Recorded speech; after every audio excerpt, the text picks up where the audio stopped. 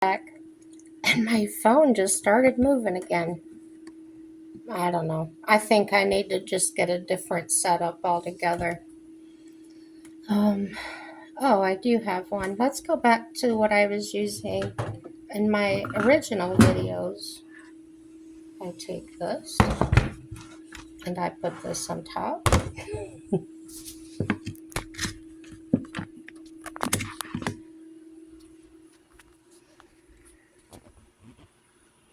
And there's this fancy little groove right here that I set my phone into. So, voila. This from Walmart is junk.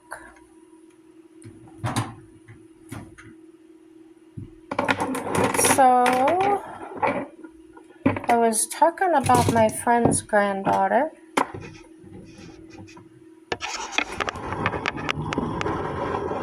After about a month and a week, finally got her to take her back. Yeah, it took that long. Craziness.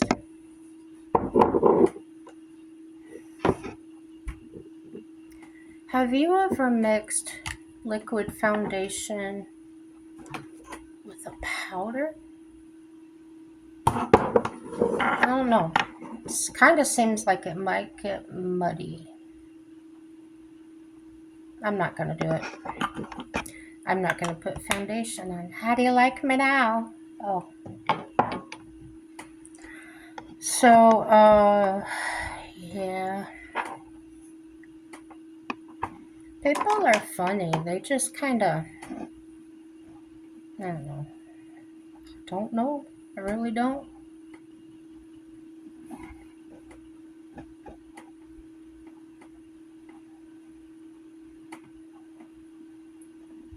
I do know that I put up with way too much from people. Way. Oh, you guys probably have too.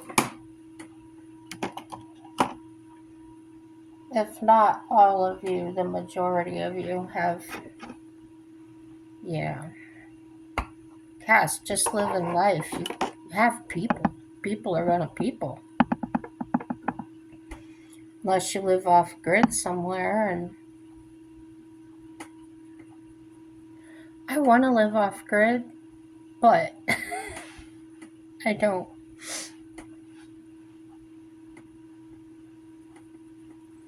I was watching a video of a man, he's like 70, like 70 something. He's probably 80 now. It's been a few years since I saw his video. Um, he's lived not off grid like 50 years. Cut his own wood and didn't watch TV, none of that.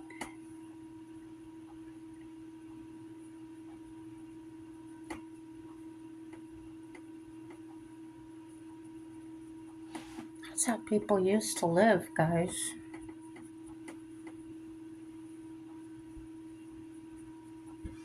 I've had some, seen some videos where people kind of have this.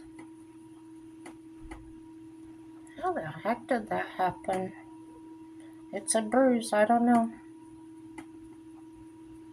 Anyway, they kind of get these ideals, they throw them out there that this one happened to have been where, oh gosh, I'm sorry, I'm not trying to string you along, I just can't find my words.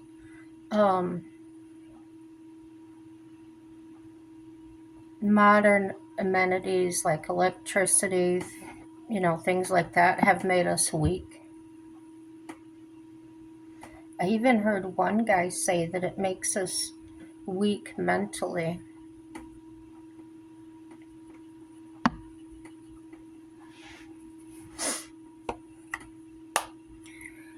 I sort of agree with that in some circumstances.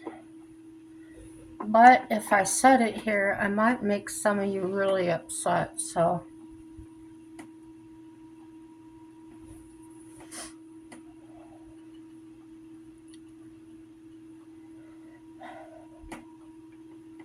if I was really kind of feeling some kind of way last night because I put out a video where I told you what I really think. And I've heard people say that to me when I said something they really didn't agree with, or it wasn't time to say it. But Jennifer, well, just tell us what you really think, because I already said it. I got an itch right there. And, yeah. So, what I said that I kind of regret saying on here, I should have kept it to myself, was, never thanking a veteran. Now, peeps, my first husband was in the military. My brother was in the military.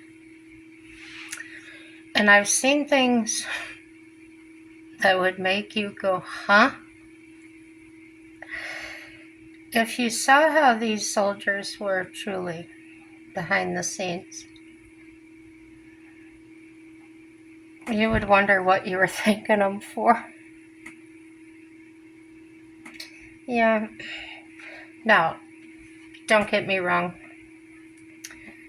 If it was a soldier that was on the front line, or I think you know who I'm talking about, that really did something.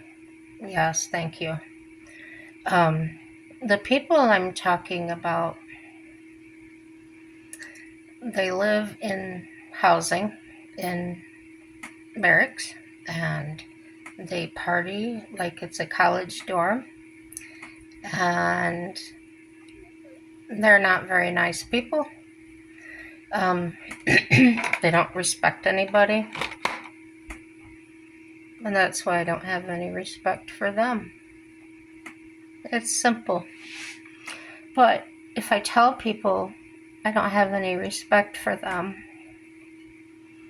they can really get upset with me. But it's like I always say, it's perspective. It's how you see it through your own lenses. And I've seen way too much. I guess I just have. I know how things work behind the scenes in a lot of situations. And if you've been military, you know what the heck I'm talking about. They act like little kids. And then the person they leave in charge of these people is another one. You know, they can have all these rules. There's no alcohol allowed. There's no smoking. And you know they all do it.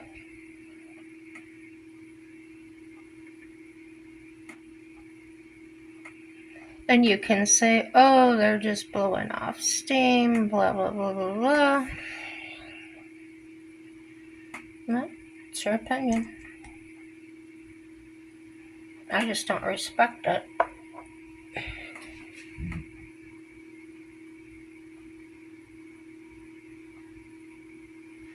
So if you stop watching me because of that, that's okay. And you know, we can differ in opinions. That's all right too. If you say, I'm proud of so-and-so or such and such, there's nothing wrong. I'm not going to jump your butt about it. You can feel however you want to feel.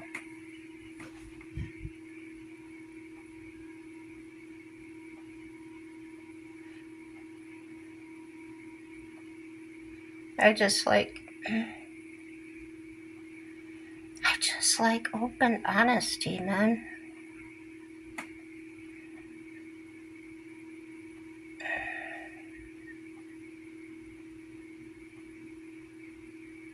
Don't sit there and go along with something I'm saying because you don't want to hurt my feelings, or it has nothing to do with feelings. It really doesn't. It was an intellectual decision I made. It wasn't just like, oh, I don't like them. No, it was how they are, how they acted. And I can't say it's just, one specific place, one specific dorm, or not dorm, but barracks. Because I saw more than one. And I know how I got treated by military personnel when my husband was over there. For example, I was supposed to be, quote unquote, taken care of. Not financially or anything, we're just talking like moral support. By a chief warrant officer's wife. And she was designated to have women support meetings and things like that. Nothing major.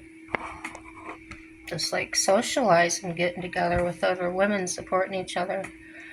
Well, the first one I went to, I was nervous. I kind of had social anxiety back then, and this may have really sent me over the edge. I went to her house.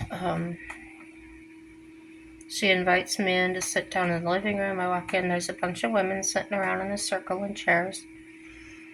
And I was like, oh, I started introducing myself to people, and she says, oh, no, we're going to do all that in a minute. Okay. So, this girl comes in, and she sits down right in the middle of the floor, like in the center of the circle. I don't know if there weren't any chairs for her. It doesn't matter. And this lady proceeds to go around. Her name was Gloria. She proceeds to go around the circle introducing everybody. Well, she had me sit right next to her, and nobody can convince me that this wasn't set up. Because just the way it happened was just so strange. And it just seemed so planned out, you guys. Gosh. My wheel wouldn't spin around. It kept hitting the desk. So she goes around. I don't know if I'm going to curl my hair or straighten it. And she introduces every single woman, and she starts with the woman on her left. So I'm on her right, and she can end with me. Well, she introduces everybody by their name. This is Mrs. So-and-so, Mrs. So-and-so, blah, blah, blah. Well, when she gets to me, she makes like this grandstand thing. And this is that when she introduces me, this girl in the middle of the floor, she just slams her hands down on the floor, gets up, and storms out of the house. No, I'm not uncomfortable, right? Everybody's staring at me. What the heck is going on? I wasn't being treated with love and respect, obviously. I wanted to run out of that house so bad.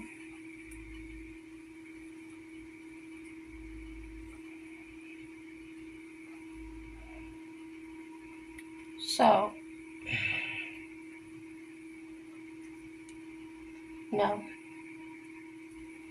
I'll probably never have the amount of respect or appreciation for the military that y'all do. And this was at Fort Campbell, Kentucky. Supposed to be nice in the South? No, because military people are from all over the country and all over the world, so that's not going to happen. So, yeah. I'll tell you who that woman turned out to be. She was one of the bigwigs of my husband's unit. She was his daughter. So fraternizing with the higher-up's daughter was a really bad thing. So why wouldn't everybody stare at me and wonder why I married this guy and probably whatever else they were thinking? I had no idea. I was 19 years old, for crying out loud. How dare you treat me like that? I would never treat anybody like that. I probably told you this before, but my husband left me. He and his girl, they started calling me all the time. I don't know, they didn't have a life or what. But just calling me every day, several times a day, just calling me and, what are you doing? None of your business what I'm doing, I'm thinking. But I'd just say, oh, nothing, what are you doing? No matter what I was doing, I'd say, oh, I'm not doing nothing. How you doing? I'd ask them, how are you guys? Like they're a couple. Maybe it intrigued them that I wasn't mad. But this is the way I've always been, and the way I was always thought of it is, if you don't want to be with me, don't. So he obviously didn't want to be with me. And to me, that was honest. So whatever. I don't like the way he did it. I don't like him claiming my bank account and trying to set me up with all this legal stuff and get me put in jail. And, I wasn't happy with none of that. I'm not doing anything, it's another thing I believe, treat others how you want to be treated.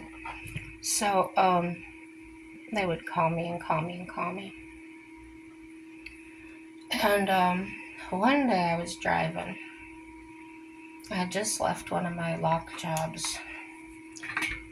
It was really stressful. I was having one of them days. I just wanted to go get some coffee, hide in a corner somewhere, go to sleep. Start my day with one of them days you wish you never got out of bed. So anyway, I saw the number come up on my phone as I'm driving. And I was like, I just got it in my head. I don't know what I was thinking. But I said, oh, hello, how are you doing today?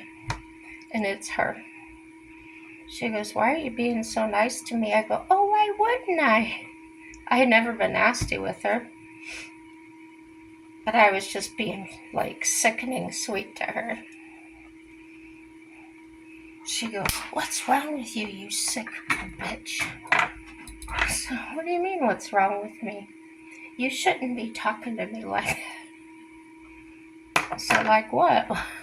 What am I talking to you like? She goes, there's something wrong with you. Aren't you mad at me? I got your man. And it's all I can do to keep from laughing, right? So I said to her, I go, well, thank you. And I got to tell you, I love you so much for taking him off my hands. I'll try not to laugh. And she got quiet for a minute. She's like, and so then she digs at me again. She goes, yeah, he left you. You're so sick. You wouldn't get a job and blah, blah, blah. He was telling her all this stuff, right, that obviously wasn't even true. And so I said, well, when are you going to call me again? I said, maybe we can meet somewhere, maybe in a hotel or something. She goes, why would I do that? I said, well, you call me so much, it seems like you want us both. Dead silent. I said, you want to hook up sometime, honey? What's wrong with you? I said, I'm in love with you, can't you tell? I just sit by the phone and wait for you to call me. I can't wait. She hung up the phone and I didn't hear from her anymore. I fixed her wagon. He calls me back about an hour or so later. What did you tell her? I mean, you guys listening to this, can you even believe this? And I said, well, hi, darling, what you doing?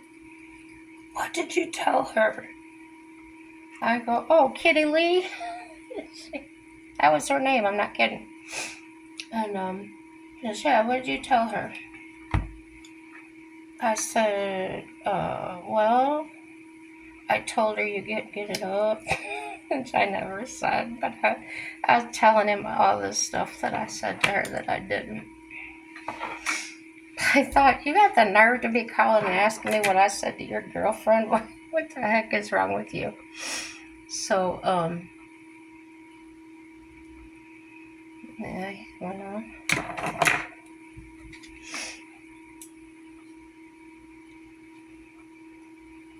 But that's the way I am, guys. I just like to find the humor and stuff. What he did was his decision. It had nothing to do with me.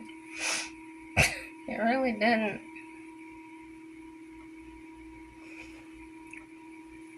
We went to court for our divorce hearing. And there's nobody in there but this. This building is so long. And we're upstairs. And there's a bench that goes literally the whole length. This bench is like a mile long. There's nobody else up there. I go sit at the furthest end down by the window. He walks in there, I'm not kidding you, sits right next to me with his leg touching my leg. I'm trying to move away from him. I finally said, I have them places to sit. I go, why the heck did you come and sit down here by me? I don't want you to go through this alone. He's sick, I tell you, he's sick.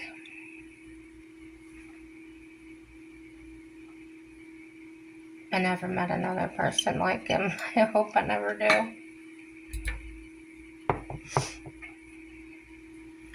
So we go into court. He starts asking about, his attorney starts asking about what I told you the other day about my dad's pension.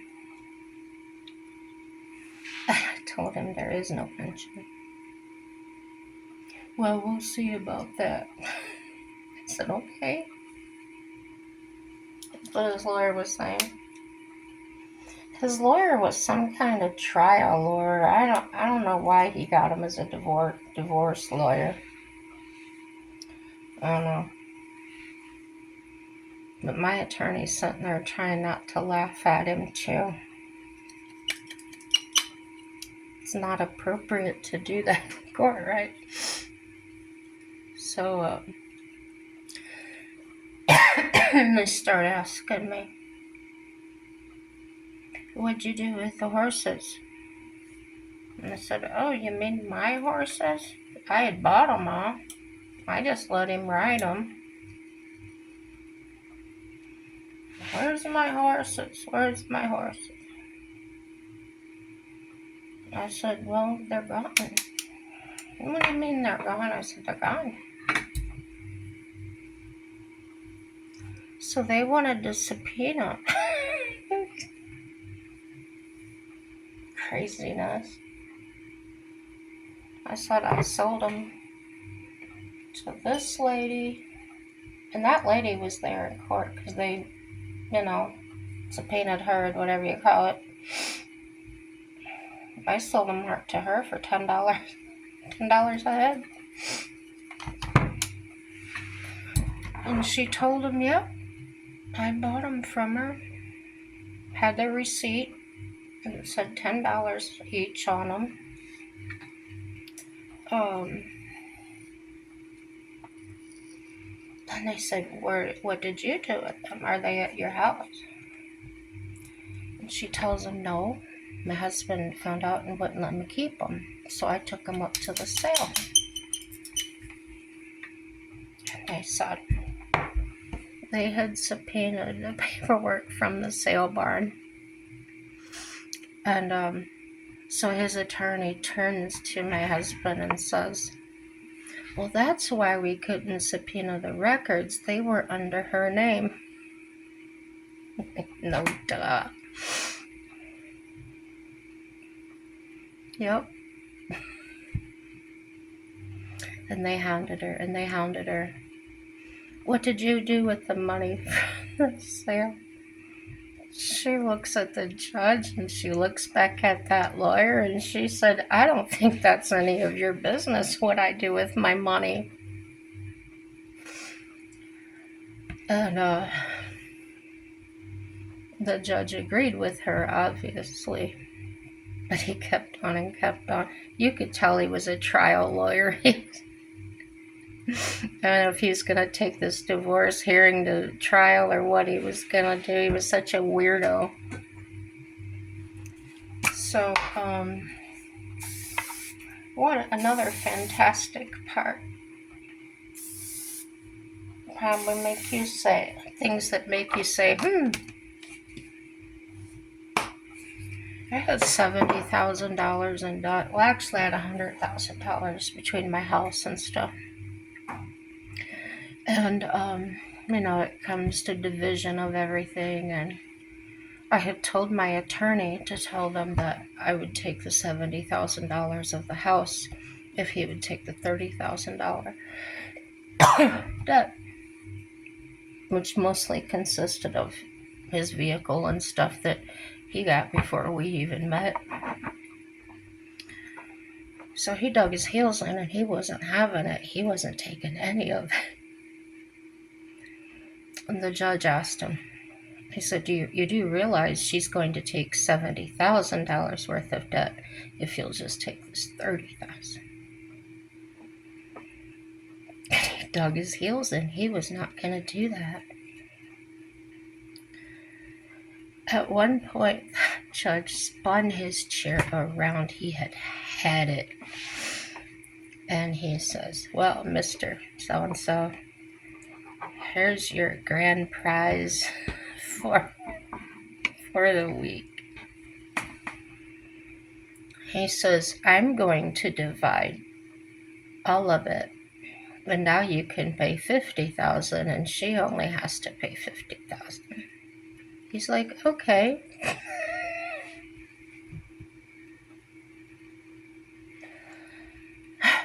I can't say he was bright. I honestly don't know what happened to him. The 9 years I was with him, he was never like that. Never that stupid, never that, I don't know. I don't think about it like in that way.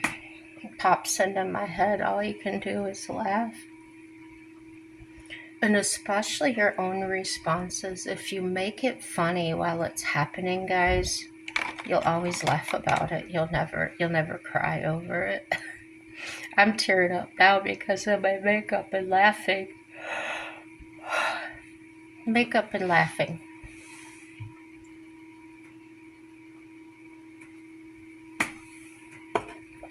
Yeah. That's probably one of the reasons I say everything's good. Because no matter how bad it seems, you can always make something fun, make something to laugh about, or yeah. I don't know. Tell me some of your stories, guys. I mean, for real.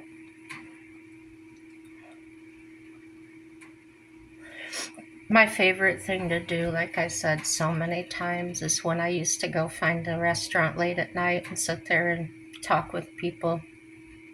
Night people can be pretty creepy, but they can be pretty cool too. Yeah, that's why I do this. I wanna socialize. I think I told you before, the town I live in, there's nothing. No grocery store, no gas station, nothing. They finally down the road, like down the highway out in the middle of a corn, not the middle of a cornfield, but part near, put a gas pump. And there's nobody there, you just pay at the pump. Yeah. Or normally, if you run out of gas out here, you're 20 miles from anywhere. And there's not a lot of traffic on the highways, so you'd be waiting an awful long time for someone to come get you.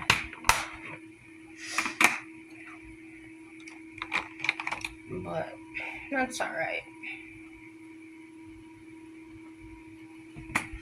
Cheryl went out, they're having a big fishing tournament here this weekend. They have a lot of those guys if you ever want to, if you're like fishing and stuff. Oh my goodness, what is it? Where is this coming from?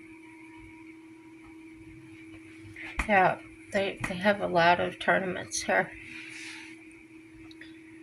So anyway, she was going. Her husband, what do they call that? He does the guiding. And so they have an ice house that they take out and they take people out in. And yeah, have a lot of fun. So that's what she was gonna do, is go help entertain them. And she says, I'll probably go upstairs and get my ice fishing poles. Now, I've never been ice fishing, but I says to her, are those the little short rods? And she said, yeah. She said, I'll probably end up using the rods that are in the ice house, but she said, I like to bring my own just in case they don't have enough. So, that's what I'm gonna do. Like here, maybe I'll be doing it Monday when no, not Monday, because I have an appointment. Tuesday I have an appointment. I think she comes Wednesday and Thursday. So when she comes, I'm gonna do an interview about her fishing, and she hunts and she cleans her own kills. Yeah, she's tough, unique, and we get along really well because we're both tough and don't put up with anybody's stuff. So one time we went to the gym, and we were on our way out, and I said, oh, I've got to stop at this medical place. That's the medical place I was telling you about before. I was having so many problems. Well, this is how it started. I went in and asked if my walker was ready. They said, yes, it's right here, Well, then I go back this day that she's with me, and I asked them when my wheelchair would be ready. And that's when they started in with, my insurance wasn't going to pay for it. Well, I was walking with a cane, and the woman wouldn't even stand up to help me or anything. And I said, Cheryl, if you're embarrassed easily, do not walk in here with me. And she goes, oh, no, you don't know how I used to be. I said, okay. So I went in there and I slammed down my cane on that countertop.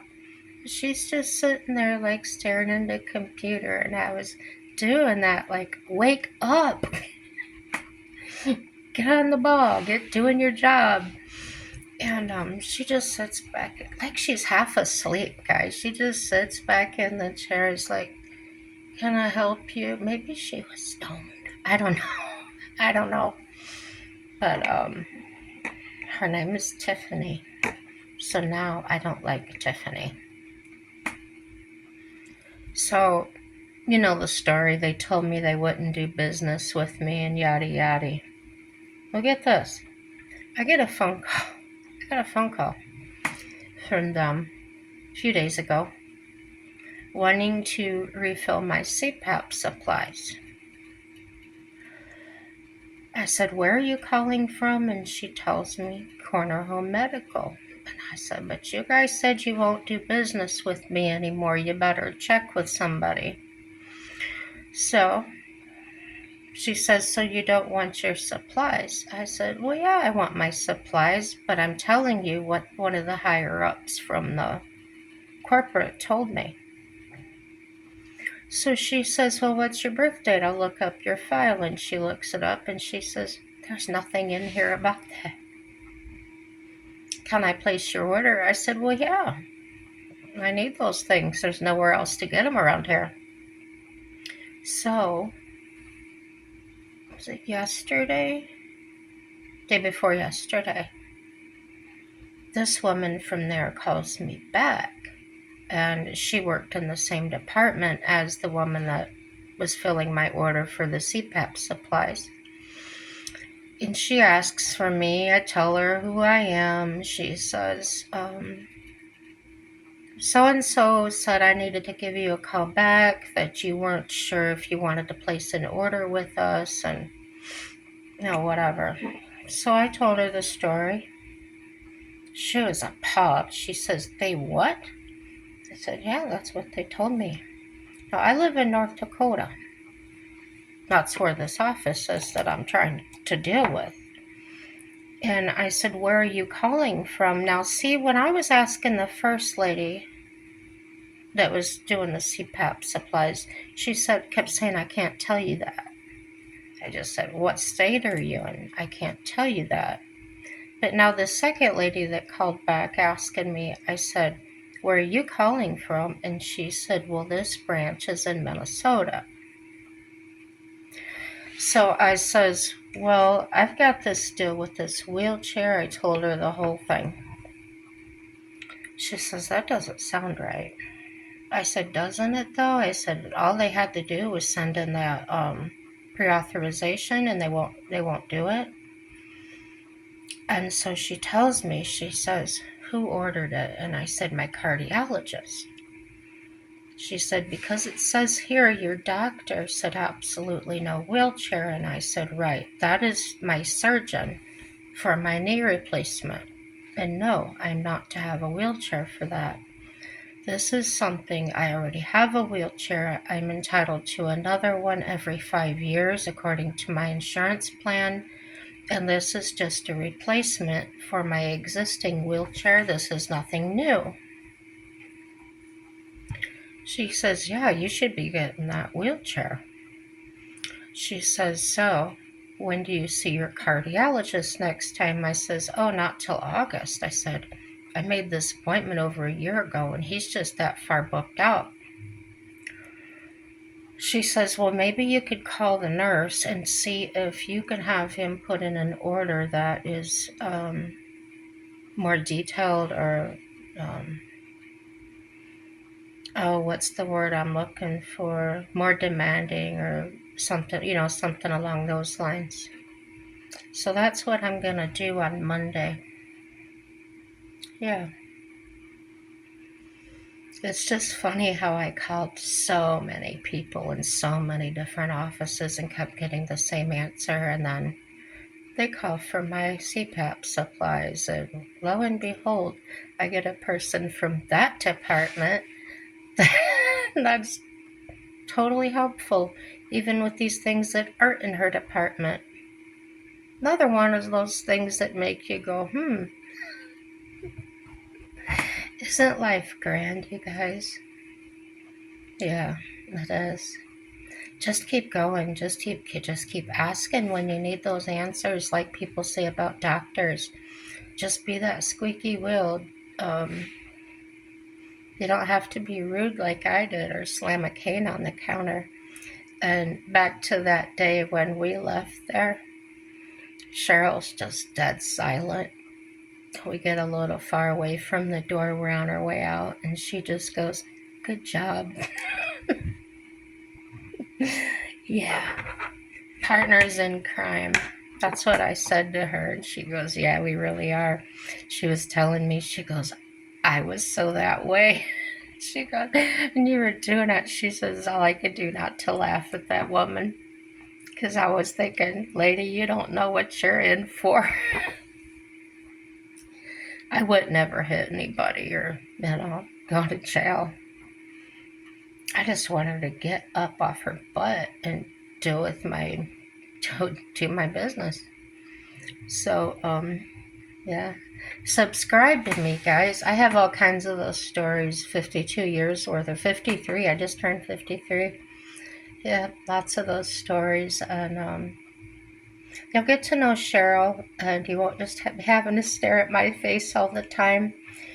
She actually told me, interview me on there. I want to be on there. So that's totally opposite of how she said before. Even if I was filming in here, she'd go in my bedroom and clean my bedroom, my bathroom the whole time I was videoing because she'd shut the door.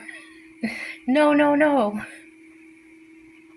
If she was over here doing dishes or something, she would be so quiet like a mouse, like she wasn't even here. I laugh at her. So yeah, she was just sitting here, and I was getting ready to do my video. This was the one that was all mishmashed up. I told you guys. Just out of nothing, she goes, "Do me." I go, "What do you mean, do you?" She says, "Just put me on YouTube." And this was after all that. No, no, no. And I said, "Why do you want to do it? Are you sure? Because you told me before and there was no way." She said, this is one of those things you got to ease into it. I go, "Oh, like a swimming pool?" She's like, she goes, "Yeah." And I go, "Well, there is no easing into a swimming pool. You just got to be like a cannonball and jump in." So yeah, we laughed about that. Well, then I got her on here.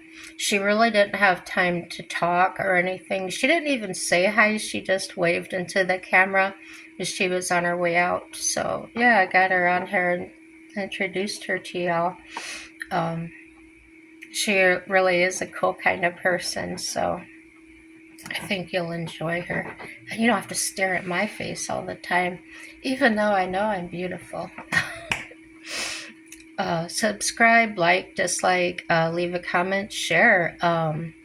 Never know who's going to need some cheering up or maybe some advice or not know, whatever. Be easy on each other, be kind to each other. Gosh, Ellen used to say that, be kind. No, I don't want to say that. No. Yeah, you know, when you know, you know. And everything is good. I keep telling you that. I really believe in that for you and for me and everybody, that everything God made is good and we are good. No matter how bad it gets, it's going to work out for our good. And truly, have a happy day.